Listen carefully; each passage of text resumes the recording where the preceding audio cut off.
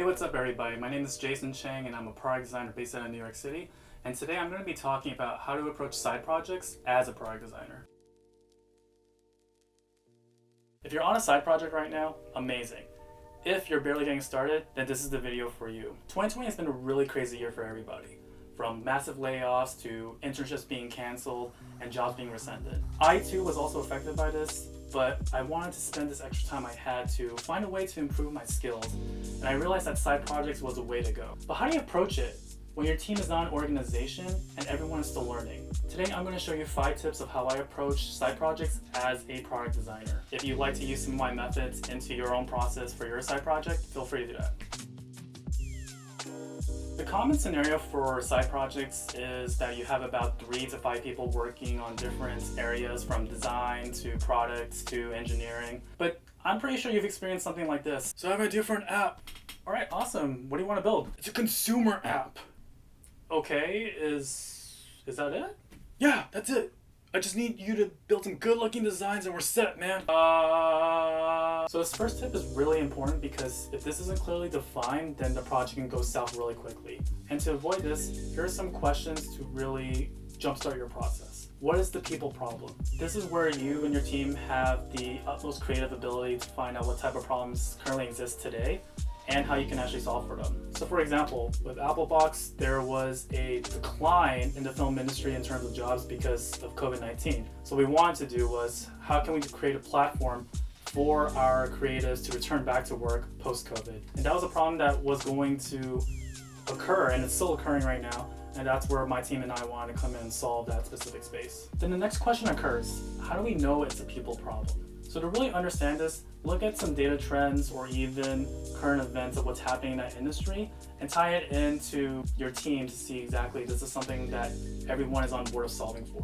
As I just kind of explore that story, if your team doesn't know exactly why it's a problem in that specific space or industry, this is a chance for you to actually get a little creative and sort of form the narrative. But don't form narratives based on assumptions and just random ideas. Look at the data, look at what's happening in terms of trends, what's happening in the news, of how this specific problem is a real thing and definitely needs to be solved either in a timely manner or even a long trajectory manner. What does success look like?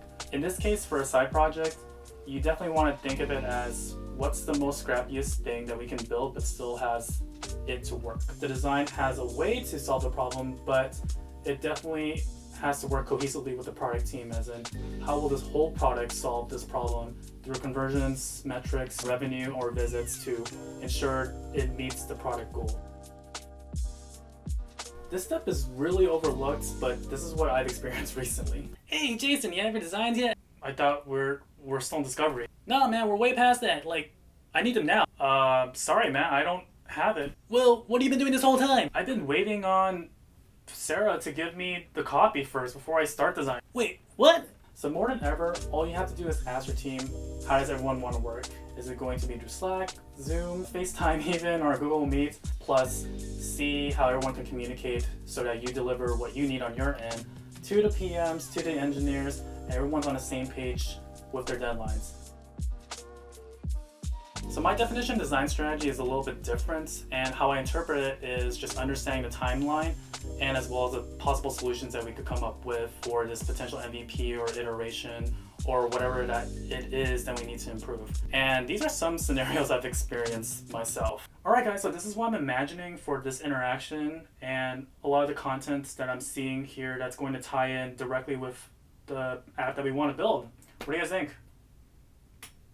That can't be done. So I find tip number 3 the most fun part of the design process because it's a way for you to come up with creative solutions. Once you have your discovery work and the ideal already set, this is where you come in as a designer to find some solutions that are feasible. You want to measure exactly with your team the high value and high impact of each type of proposed solution you decide and see if everyone's on board with it. If not, then you might have to go back and re-look at a few things if possible. Yeah, I don't have a skip for this one. So in this execution phase, you're pretty much taking all your discovery work and laying it out in wireframes as the full product concept. Depending on how you like to rearrange it, you can make these wireframes into a full prototype and test it with users, or you can stand by and crank out a full visual design out of these wireframes and test it with real users.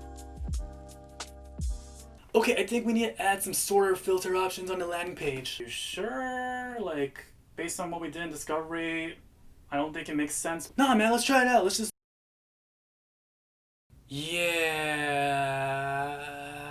So by now you've already know your strategy, you already know your scope, business and user problems, plus as well as the visual design that you have already pushed out. So with Applebox, we actually tested out a wireframe prototype first in order to gauge our audience exactly what they were looking for in terms of jobs and as well as how to hire somebody in the film industry. And this was a really unique opportunity for us to gauge their behaviors, their comments, and as well as what is a new sense of technology for them to really empower their job search and as well as their projects when they want to scale. The best way to take advantage of this stuff is ensuring that you and your team are interviewing participants that are relevant in that industry. Whatever assumptions you and your team had in the very beginning, they can be validated through these user testing sessions to see exactly whatever you wanted to measure was there, or whatever goal you have proposed as a whole team may have been met or may have not been met. So a quick recap on how to approach side projects. 1. Understand product thinking.